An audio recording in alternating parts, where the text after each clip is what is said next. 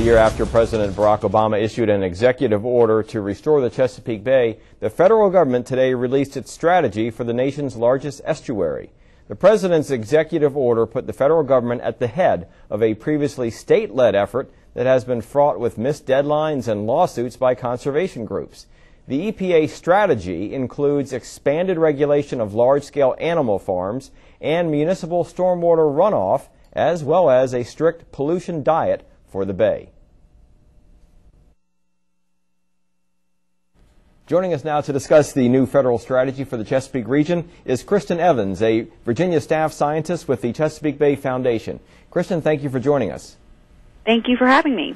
The EPA says that to restore clean water, they will expand regulation of urban and suburban stormwater and concentrated animal feeding operations.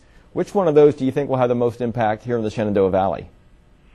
Well, I think both are really important. The Valley is a good example of an area where you have growing urban and residential development in what has traditionally been an agricultural area. While Virginia's farmers have made excellent strides towards reducing pollution that flows to the bay, pollution from urban and residential stormwater has been a growing source of pollution. So I think that both aspects are important. Probably the more immediate impact on the Valley will be increased efforts to control stormwater runoff.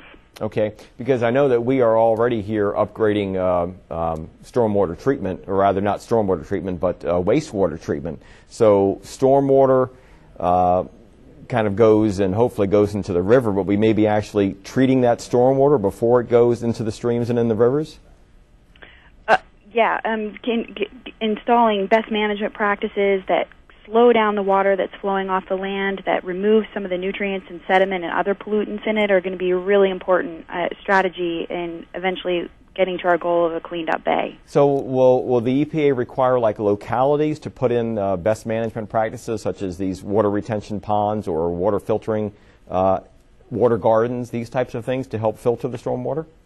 Well, it really, I think, is going to depend on the size of the locality, and it also depends on whether the development is a new or a redeveloping site. So new development is going to have different requirements, obviously, than we had in the past, and very large stormwater facilities or stormwater municipal areas are going to have new requirements.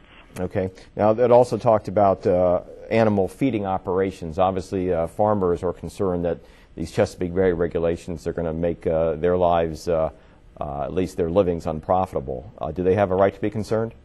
Well, one really good thing about Virginia, and you've got to keep in mind this settlement applies to the whole Bay watershed, but here in Virginia we have a very strong state permitting program. And there's actually a lot more people covered under the state program than there are currently under the federal program.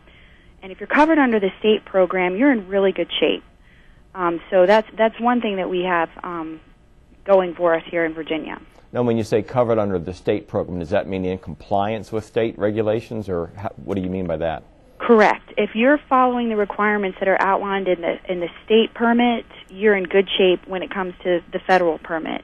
And the state permit actually currently applies to many more farmers in Virginia, and I'm specifically referring to confined animal facilities. So we're not talking about pastured cattle or a small horse pasture. These are pretty large facilities. And for example, in the state, you'd be required to get a permit if you had 200 dairy cows or more. Currently, at the federal level, it's 700 cows that triggers that permit requirement. All right. Well, Kristen Evans, Virginia staff scientist with the Chesapeake Bay Foundation, I want to thank you so much for joining us. Oh, you're welcome anytime. Okay, and now let's send it to